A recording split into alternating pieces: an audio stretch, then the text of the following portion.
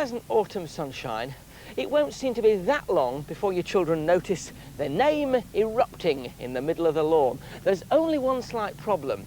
Don't let them loose with the bulbs without carefully supervising them, because you never know what they might write. Ta-da! Ta-da, Titch.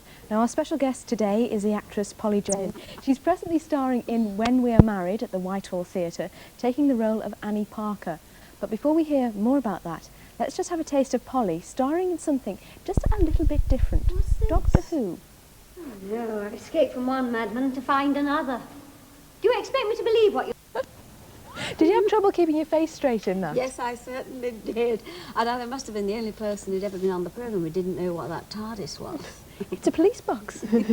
I said, why are we going into a police box? They still have them in Glasgow, you know, TARDISes. You really are digging up my triumphs, aren't you, this morning? Well, tell us about your current triumph then. Oh, well... Your role as Annie Parker in When We're Married. What sort of woman is she?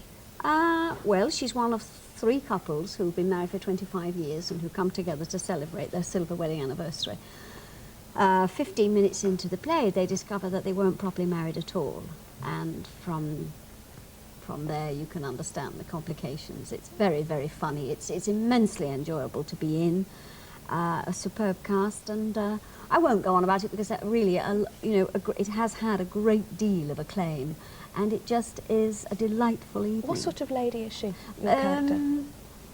She's actually a rather sensitive, quiet lady who, in the end, one sees that the quietness and the sensitivity pay off because she has seen the events of the evening and actually encapsulates it all quite succinctly at the end. Well, it's rather rewarding. You have to, but it's a part in which you have to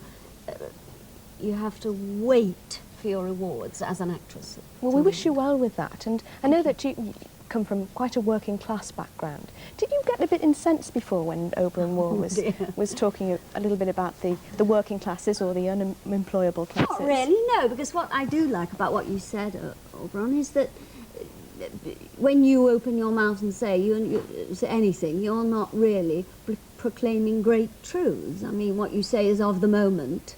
And there's so much television where we're all chatting on, and people try to make things sound important. And I Thank you very much, Polly. I'm glad to hear you say it. It's bad enough being held responsible for what you do say, and then if you're held responsible for things you haven't said, it gets even worse.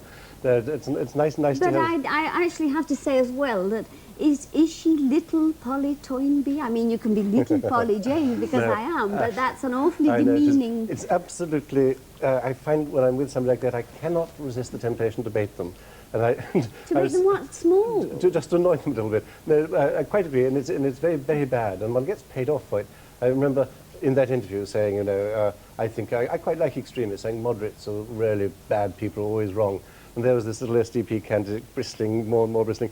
It was even more unfair, because it was in a sort of area in my own office with a lot of my young staff sort of giggling in the background.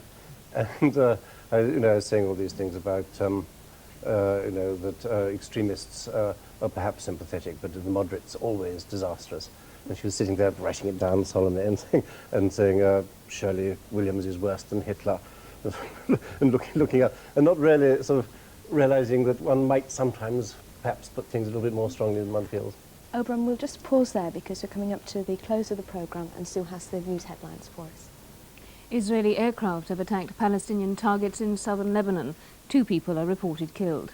It's not clear whether this is the threatened reprisal for the massacre at a synagogue in Turkey. The Reagan administration has drawn up a list of retaliatory measures for the imprisonment of an American journalist in Moscow, Nicholas Danilov, and the Prime Minister will end months of speculation today when she announces a ministerial reshuffle. And that's all. Interesting that we have 2 journalists with us, one who is free in our society to barb and bait, as he puts it, and you have worked in a Soviet society where it's very, very difficult to get anything out. I mean, you're working at 2 different ends of the journalistic spectrum, though, aren't you? Don't you envy him, this freedom of words and phrases? And Well, I have chances sometimes to write like that as well. It's not all completely serious, what we do. yeah. I think you'd be in the prison within 2 minutes of setting foot on Soviet soil, wouldn't you? I mean, if you... It does occur to me that it isn't an obvious place to spend my holiday. Yes, indeed. Okay, well, thank you very much indeed for coming in today. Thank you to you, and Polly James, as ever. A very firm favourite with us, and I hope with you.